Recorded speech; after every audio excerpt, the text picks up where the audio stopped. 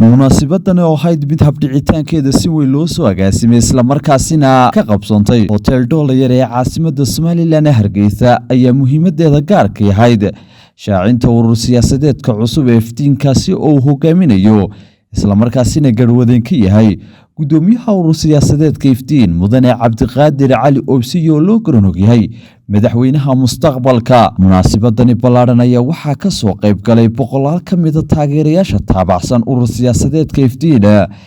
xilligan la dhacsan hogaaminta tolmoon ee uu ku hogaaminayo gudoomiyaha urur siyaasadeedkaasi. munaasabadanina waxaa ka soo qayb galay sidoo kale oday duqeyti waxgarad waayeel dhalinyaro iyo sidoo kale haween kuwaasoo badankood la dhacsan qaab-dhismeedka ururkan oo ka duwan urur siyaasadeedada kale lagaga dhawaaqay Somaliland. hase yeeshee bilowgii hore waxaa halkaasi ka hadlay qaar ka mid ah waxgaradkii ka soo qayb galay dhalinyaro iyo haween kuwaasoo si weyn u tibaaxay qaab-dhismeedka urur siyaasadeedkani cusub iyo sidoo kale inay hiil iyo hoob la garab taagan yihiin gudoomiyaha urur siyaasadeedkaasi mudane Cabdiqaadir Cali Oobsiye. iyadoo la isku duubay la raaco oo qabyaalada laga baxo ayaan doonayaa sidaasaan anigu leeyahay dadku uu dhintay dalku uu baabay dadku iyo dalku midna ma noola. Cabdiqaadir Cali Oobsiye iyo xisbigiisa waan soo dhaweynayaa meel kasta uu joogo idamka ilaahayna uu guuleysanayaa waxaan ku yiri maxaa madaxweynaha raacay oo guuleysanin ma baan arag siyaasadeeni maanta waxaad moodaa in cadceed uu si dhacayso. Cabdiqaadir ereygiisan uu ku dhawaaqay xisbi ururkiisa iftiin ilaahay hay nooga dhago iftiin soo baxay. waxaan xafladan uga soo qayb galay urur hore kama qayb galin xafladiisa oo mikrofoonka ma qabsan laakiinse Cabdiqaadir waa ka soo qayb galaya xafladiisa waayo anagoo burcajo ma oran jiray waxaan ahay madaxweynaha madaxa ballaaran ee mustaqbalka waxaaba laga yaabaa wallahi indhahaasaan ka qaaday isagoo meheradiisii haystoole madaxweynaha mustaqbalkaana dee maraad sibaaba ilaahay u rumayn doona waa kan imaka iftiin yar soo istaaray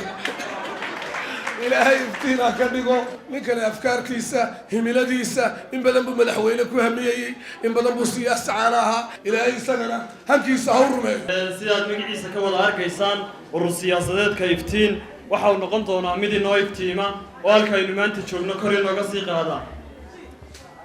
dhalinyaro shalay toole haddii ay xisbiyada iyo ururada imika jira ay idin odhan jireen dhalinyaro ayaa tiino masayrka siyaasadda meel kama gaadhaysaan urur siyaasadeedka iftiin waxa uu idin leeyahay ku soo dhawaada idin kala abtirin maayo idin odhan maayo reerkiinu idinma wataan idin odhan maayo siyaasadda kumaydaan qaangaadhin waxaanu idin leenahay dhalinyaro la idinma dhaamee soo dhaqaaqa. waxaan salaamayaa marti sarafta isugu timi halkan ee ka soo qayb gashay ururka iftiin aad baan u salaamaynaa gudoomiyaha iyaga waanaanu taageersanahay aadna waan u soo dhaweynaynaa ilaahayna waxaan uga baryaynaa inuu ku guuleeyo. Cabdiqaadir Cali Oobsiye qof diinle oo qof wanaagsan maxay waa qof cilmi leh iyo karti uu ku hago waxaan leeyahay ilaahay ka dhigo kii aynu sugaynay aynu ku nasanayno ku digay ilaahay nooga dhigaanaya alaasha waxaas leeyahay Soomaaliland malaakii ay weligeed ma sugaysay waa kan ka xaqiijinaya adoonka maanta halka aynu isugu nimi aawadii inuu yahay shakhsi islaam ah oo dadka kala jeclay adduunna aan doonayn darxumada se maanta ina haysato ka diiraya kale waxaan meesha ku hayaa wax badan ma laakiin waa muhiimad oo yar weeye madaxweyne suubano dalkeena iftiisha waa Cabdiqaadir bulshooyinka la moogaa daliyo waaye haloo wada kaco dee mucaarad noqotay hadday maxaafil maanta noqoto saddex xisbiya jiraaba horta waxaa loo baahan yahay urur cusub iyo isbedel cusub baa loo baahan yahay ilaahay Cabdiqaadir iyo xisbiga iyo ururkiisa uu furtay ayaa ka yeelo kii intaba ka saara dhibaatada uu sheegay iyo hore la garab taagan ilaa Cabdiqaadir madaxweyne Soomaaliya xaqi way fiirsho ee ku inasiiyay Somaliland yayna kala hay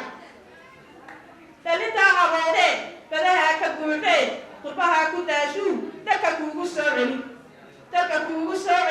duraha darbiga dheer baasuul ku jiifay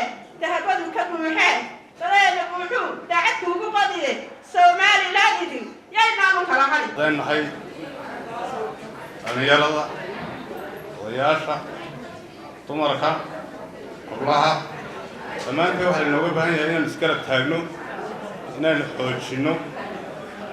urur siyaasadeedkeenu inuu soo baxo. gabagabadii munaasabadani ballaadhina waxaa halkaasi ka hadlay gudoomiyaha urur siyaasadeedka cusub ee iftiin mudane cabdiqaadir cali obsiyo loo garonog yahay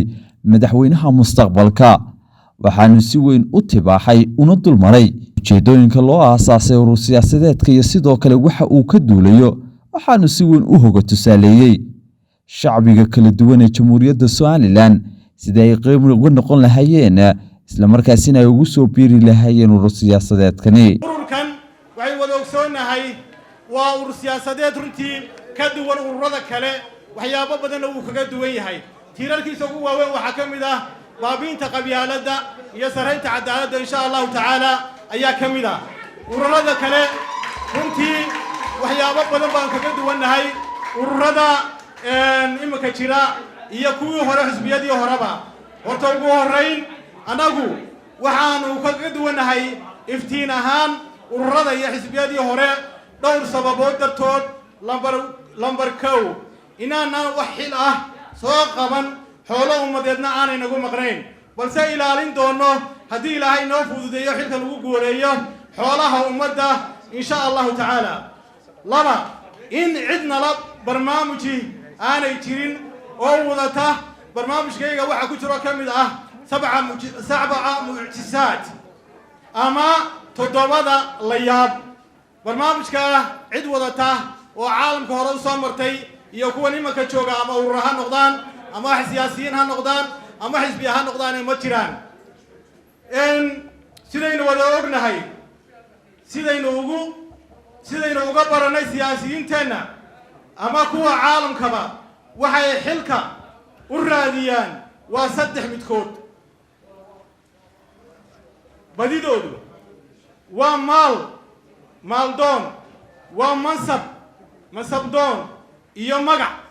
saddexdaa arrin ayay u raadiyeen had iyo jeeraale siyaasiyiinta ama kuweenna ha noqdaan ama kuwa caalamka ha noqdaane waxaan idiin sheegayaa in aan saddexdaa midna aanu nagu jirin oo aanu u aasaasnay ururkan